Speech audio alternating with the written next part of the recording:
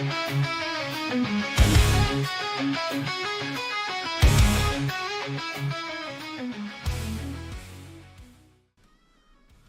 everybody, and welcome to The Slam.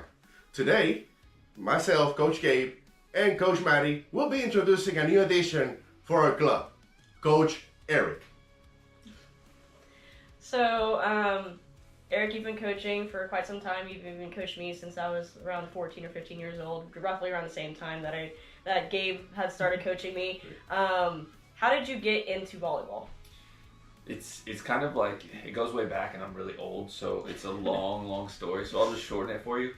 Basically, when I was around 7 years old, my father and his cousins would play at apartment complexes. So I grew up watching them play, and every once in a while when it was slow games, they would let me play.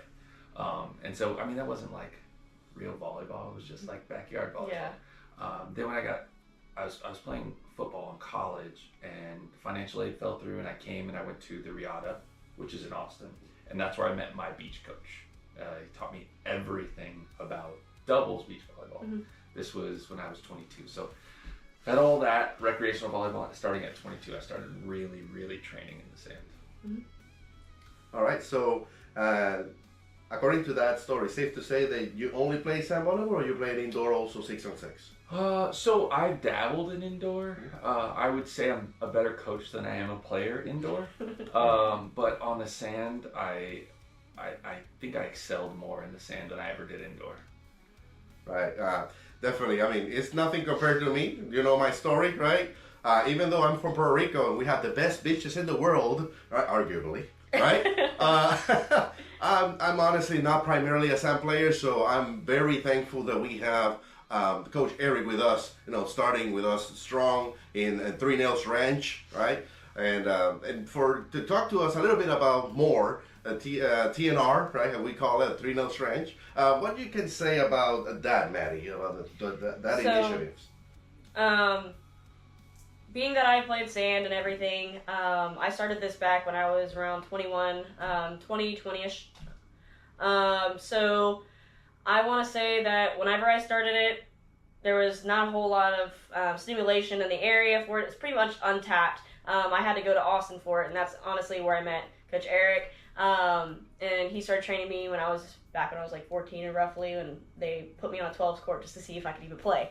So, but yeah, and I see that there's more growth in the area for as far as who wants to play sand, and it's primarily a female sport, but I want to know a little bit more on how difficult it was, or what was your motivation of taking on a sport that was pretty much dominated by the females. I think, so coming out of college, like I said, financial aid fell through, so I couldn't finish my college football career.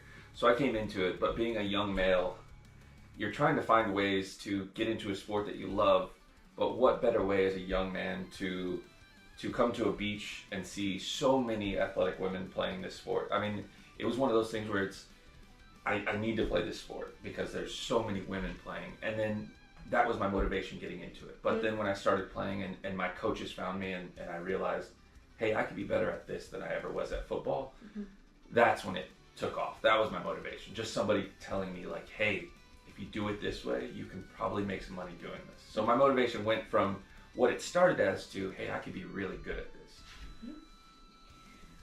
You have anything to add on that? Actually, I'm very curious. You mentioned football. What position, if you can talk to us about the football, is that the American football or other football? American football. Oh, okay. American football. Yeah, I did dabble a little bit in traditional football, but it was just so much running. I don't know how so many people do that, but American football. I did play quarterback and receiver, so I was a quarterback in college. So my question is, with being a quarterback, and how does that relate to volleyball, and how did you find if it was easier to go into volleyball because you've already had some experience with sports, or specifically with that position already in football? Well, so volleyball went back to my love of volleyball. Being able to play with my father, my late father, it was kind of like one of our weekend things. So when I got into football, I was taught how to be more aware of the field right? Which now transitioning into volleyball, I tell these kids that I work with, you have to be able to know what's happening on the court. My knowledge of football allows me to know where my partner is, as well as what the defending team is doing against me. And I think that helped me more than anything. But it also helps me so much that I watch so much film that now I can turn around and teach these kids exactly what I see and how I look at things. And I think it really broadens their spectrum of, hey, I can do so much on the beach court because of what I'm learning from Coach Eric. And that's great, because sometimes as players we tend to be so narrow-minded. The fact that you're bringing that perspective not only on your side of the court but also on the other side of the court is really important, because that will dictate how do you react. What are some of the best experiences you've had as a sand coach so far? As a sand coach, there's so many. I think it goes down to coaching 12-year-olds, right? 12-year-olds are they're growing into their body, and they don't really know how to control their arms and their legs. But when they learn something, every time, it's not just one time, but every time they learn what you're telling them, it's just like this, it's a light bulb, but they get so excited for every little thing. But it's like that with every age. Just the 12s is more prominent in their age. But as they get older, they start not to want to listen to you. But then you tell them, hey, I'm just saying, if you try this, it might work. And then it works, and they're like, okay, coach. So anytime I'm on the beach or in the sand coaching, you'll more than likely hear, whether it's y'all or parents, you'll more than likely hear me say, hey, I should probably be a coach, huh? I'll ask them, hey, maybe I should be a coach. And they're like, okay, coach. So that's just kind of my thing. It's just those little moments where kids realize, hey, he knows what he's talking about. Mm-hmm. So, diving back into your past a little bit, you said that you told me in the past that you played pro and then, or maybe looking to go back into it. What are your thoughts on that, and especially now that you're coming back out of quote unquote retirement? It was a forced retirement. No, I think being able to play all over the country was a huge experience for myself, learning the sport in different aspects, learning from different coaches, and even trying out for Team USA was a huge experience for me as well. And then once my daughter was born, I stopped playing for whatever reason. I stopped playing, but now that I met someone who's amazing, and she loves volleyball, and she found out I played volleyball, and she's like, hey, I need to get you back into this. It was kind of one of those things where like, hey, I play volleyball, you play volleyball, let's play together. And then she saw how good I was, and she was like, you need to do this. So I'm really excited going into this summer. I don't know if I'll be back to where I was, but with her and I being in the sand as much as I can, or as much as we can, I think I'll be pretty close to it. Cool.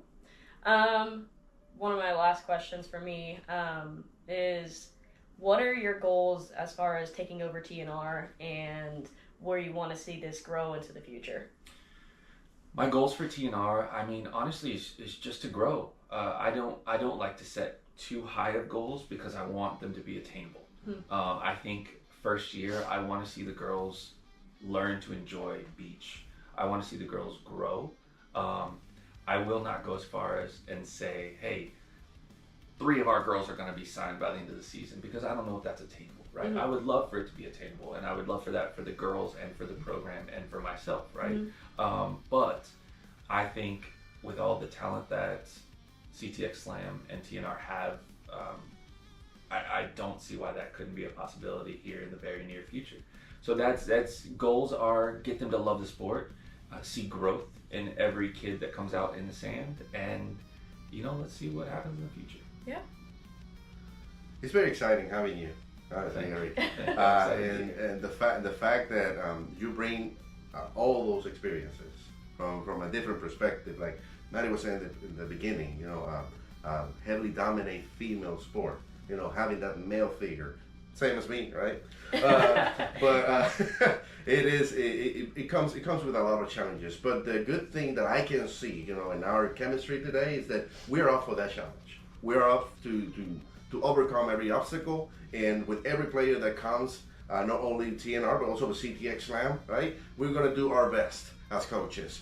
And today we are definitely really excited to having Eric officially with us and helping us in 3 nails range, along with our club, right? And looking forward for bigger and better things here Absolutely. in CTX Slam and TNR. Remember, the slam is the way to go. God bless.